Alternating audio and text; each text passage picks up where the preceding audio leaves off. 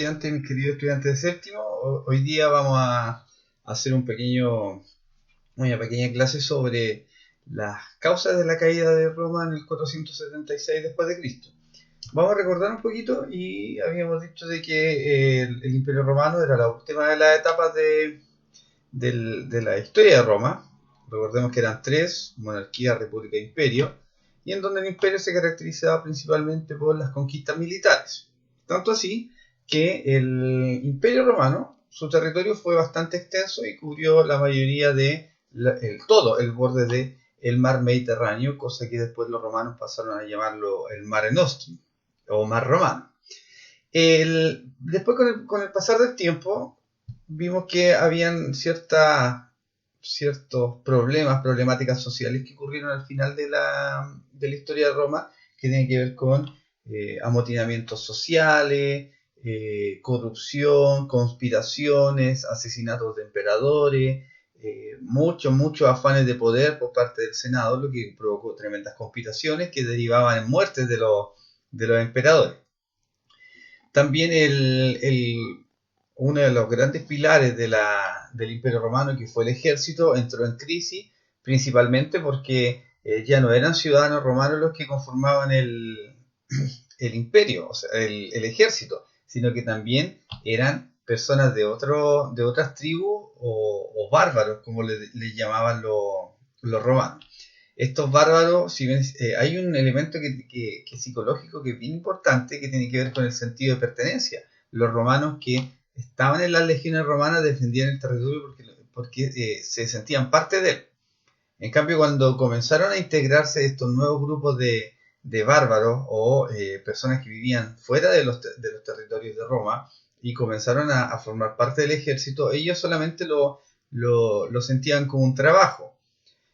Más que nada porque eran mercenarios. ¿Qué es lo que era un mercenario? Era una persona que trabaja por dinero. Entonces era una persona común y corriente que vio la posibilidad de un guerrero, que como todas las sociedades bárbaras que vamos a ver en esta clase eran bastante guerreras, tuvieron la posibilidad de integrar el ejército romano y lo integraron. Y de esa manera el ejército pasó de ser un ejército multinacional, pasó de ser de un ejército en romano propiamente tal, a un ejército muy multinacional, lo que provocó que sus bases ideológicas y sus bases morales y de sentido de pertenencia comenzaron a cambiar. Bien, ese es un elemento para poder entender una de las causas de la caída de Roma, que tiene que ver con este bonito que está aquí. Yes. Bien. Una de las segundas causas de la caída de Roma es la presión que ejercían estos pueblos que se conocían comúnmente con el nombre de pueblos germanos o pueblos bárbaros. Los bárbaros era un concepto que acuñaron los romanos como para decir que eran todas aquellas personas que vivían fuera de estos límites. Bien, si nosotros vemos el mapita nos podemos dar cuenta, mi pulso es tremendamente malo, pero bueno, imagínense que está ahí en el borde. Si nosotros vemos el mapita nos damos cuenta de que había límites. Esos límites estaban resguardados por el ejército romano, pero muchos grupos comenzaron a invadir Roma, principalmente presionados, como lo vamos a ver acá, presionados por este caballero, Atila. Atila era el rey de los hunos, y los hunos eran un pueblo bárbaro que vivía por ahí por las estepas rusas. Estepas porque es plano. Vivían ahí en Rusia, ¿cierto? Mongolia, Rusia, y como aparecen en las flechas, comenzaron a avanzar hacia los territorios que eran ocupados por los pueblos eslavos, eran ocupados por los pueblos salarios, ¿cierto? Los visigodos, los sajones, los burgundios, y etcétera, etcétera. Y todos estos pueblos en general se conocían como los pueblos germanos. De ahí viene la palabra Germania, Alemania, porque de ahí estaban esos territorios. Si bien es cierto, eh, eran muchos grupos, pero el más importante, el que siempre uno identifica, eran los pueblos germanos alemanes. ¿Ya? Y Alemania, bueno, es un nombre que comenzó a aparecer después, pero después de un largo proceso, Alemania se convirtió en país. Pero volvamos un poco a los unos. Los unos era un pueblo guerrero que era bastante temido porque utilizaban el hierro. Otra cosa que dominaban muy bien el caballo, cosa que cosa que fue una dificultad para los pueblos germanos poder resguardarlo. Entonces se produce como un efecto dominó. ¿A qué se refiere el efecto dominó? Atila ataca a los pueblos germanos y los pueblos germanos, un poco por defenderse, ¿cierto?, intentan entrar en el Imperio Romano, que está aquí está dividido, ¿cierto?, en azul y en, o sea, perdón, en verde y en anaranjado. Y los pueblos intentan entrar en este territorio y son controlados por el ejército romano. Pero como dijimos, el ejército romano estaba ya conformado por personas germanas y personas romanas, ¿cierto? No fue mucha la resistencia y estos comenzaron a entrar. Entrar, como vemos en las flechas, ¿cierto? Hay flechas que van hacia el centro de Europa, otros que van hacia la Hispania, otros que van hacia la Britania, y así, etcétera, etcétera, y Roma está justo aquí en el medio. Entonces se produce este efecto dominó. Y obviamente los pueblos germanos, como eran también pueblos bastante guerreros, ¿cierto?, con costumbres distintas, comenzaron a modificar las costumbres de los romanos, como lo que vamos a ver a continuación. Entonces, una de las principales causas para poder entrar bien en el tema es que primero se produce una fricción. Acá arriba lo voy a... Bueno, estoy medio doblado, por eso que estoy aquí. Se produce una fricción dentro de los romanos. Los pueblos germanos, presionados por este caballero llamado Atila, el rey de los hunos, ¿cierto?, avanzan sobre Europa y comenzaron a avanzar sobre el Imperio Romano. Bien, las flechas rojas, como aparece en el mapa, indican invasiones. Estas invasiones no se llevaron a cabo en un día o en 2 días, sino que demoraron años y muchas veces habían años y años de diferencia, décadas de diferencia entre uno y otro, pero con el tiempo comenzaron a dificultar la unificación del Imperio Romano. Bien, vamos a ver otra cosa aquí. Pero ¿quién eran los pueblos germanos? Bueno, ¿a qué se llama pueblos germanos propiamente tal? Se llama pueblos germanos, queridos estudiantes, a todos aquellos pueblos que vivían fuera de los territorios romanos, es decir, fuera de los límites. Los límites estaban resguardados por el ejército romano, por legiones romanas. Había legiones romanas que estaban en la Britania, legiones romanas que estaban en la Galia, otros que estaban en legiones romanas que estaban en Palestina, por ejemplo, donde vivía Jesús. Había un gobernador romano y generalmente todos los límites de estos territorios eran gobernados por valga la redundancia, un gobernador romano o un gobernador del mismo país, pero que estaba influenciado o dominado por el emperador romano. Bien, entonces, ¿quiénes eran estos pueblos germanos? Eran súper distintos a los romanos. ¿Por qué? Porque tenían costumbres que vamos a ver a continuación, que después se comenzaron a unificar a mezclar con los romanos y dieron inicio a la Edad Media, como vamos a ver en un futuro.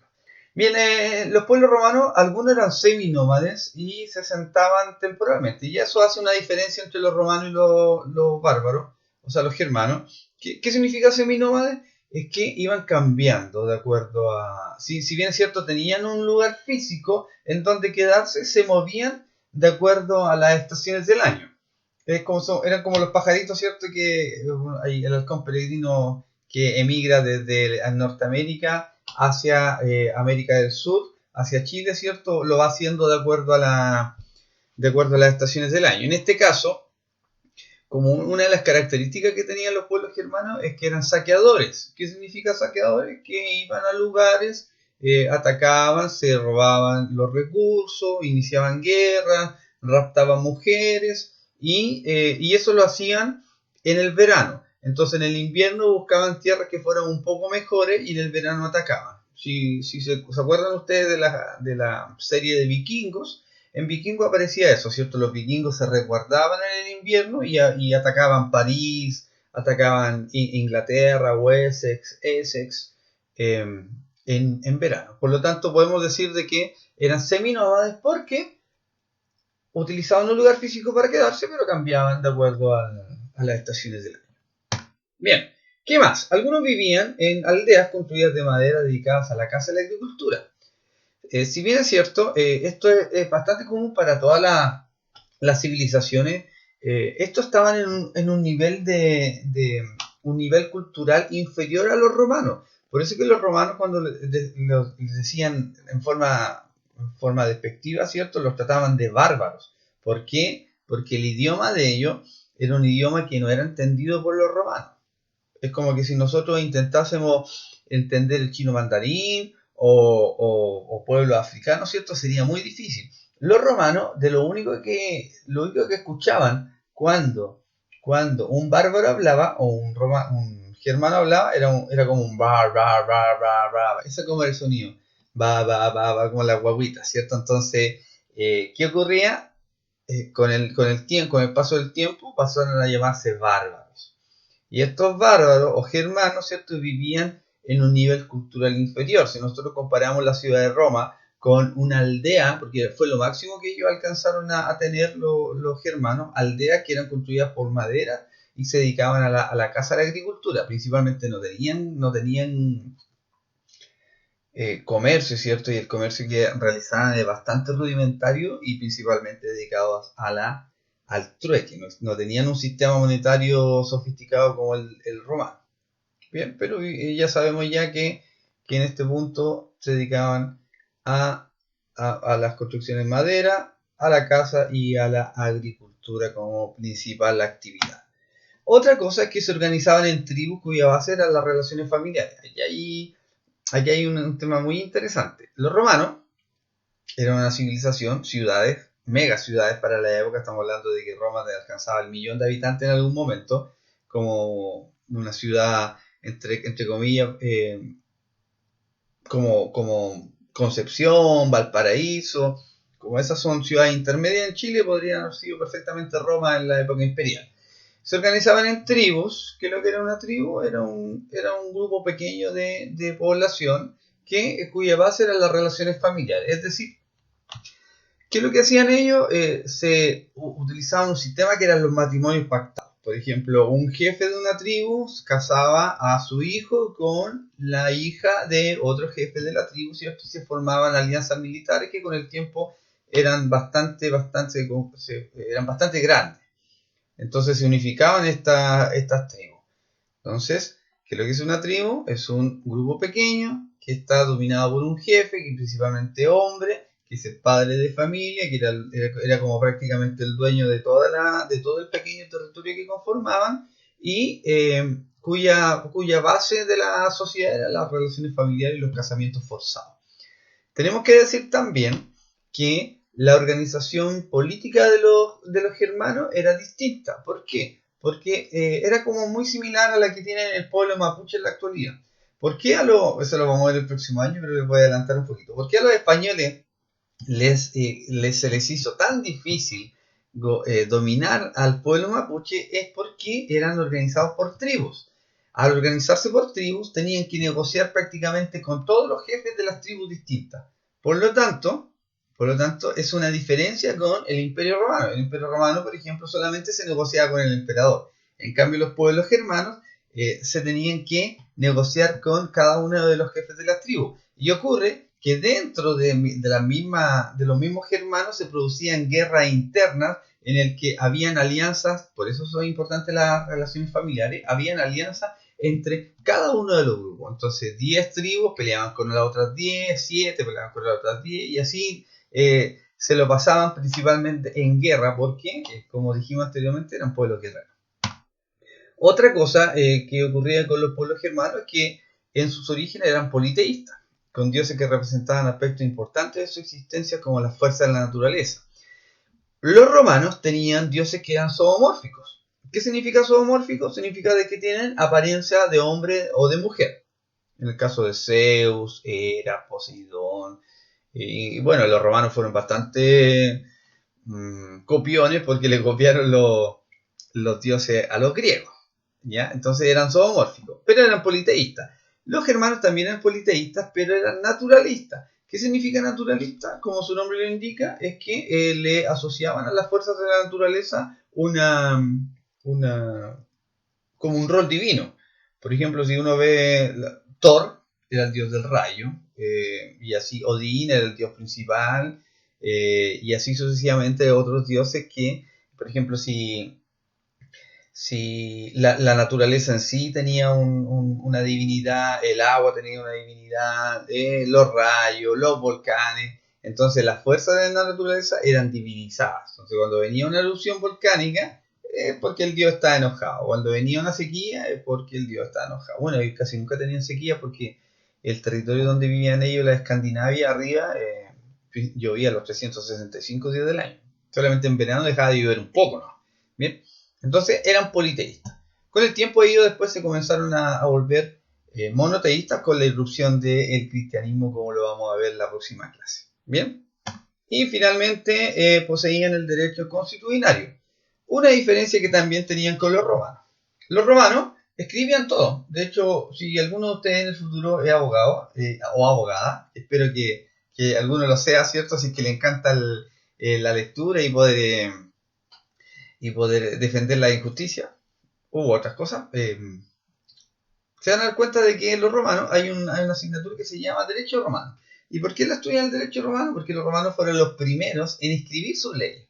Si bien es cierto, habían otros que lo habían hecho, como los griegos, los mismos mesopotámicos habían hecho ese ejercicio de escribir sus leyes. Estos las comenzaron a redactar en códigos. Existían códigos o derechos de propiedad, establecía el código civil, el código penal, fueron los primeros en establecer, por ejemplo, que si alguien cometía un crimen, tenía que pagar cierta cantidad de años en cárcel, o multa, o tenían que decidir, por ejemplo, cuál era lo correcto para poder comprar una propiedad, qué pasaba con los esclavos, en fin. Todo eso es el derecho escrito o derecho penal, derecho civil romano.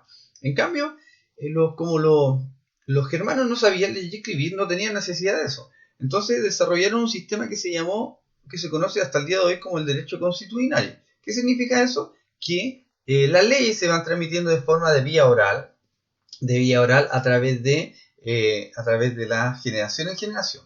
Por ejemplo, si es que tenían una ley sobre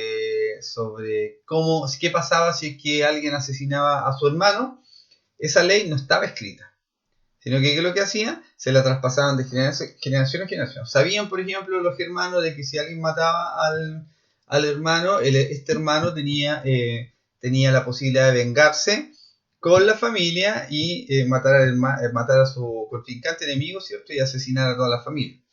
Entonces, eso no estaba escrito en ningún lado. Lo que se sabía, ¿cierto? Es que el padre se lo transmitía al hijo, y el hijo, ¿cierto? Al hijo, y así sucesivamente por los siglos de los siglos. ¿Alguno dijo amén? ¿Alguno dijo amén? Por los siglos de los siglos. Entonces eso se conocía como derecho consuetudinario. Por vía oral se transmitían las leyes a través de las sucesivas generaciones. No había necesidad de tener el derecho escrito como lo tenían los romanos.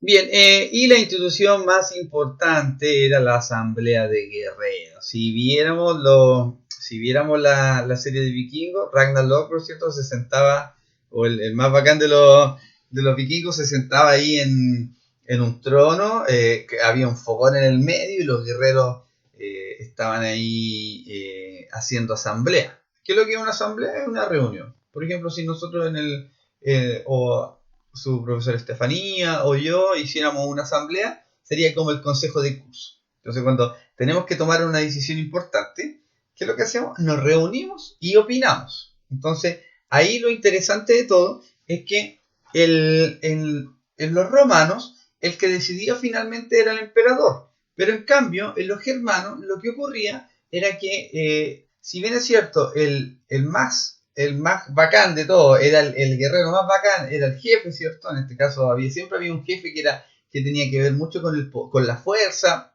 era el más guerrero, el que ganaba más batallas, el más choro. Y más chora, porque también había mujeres.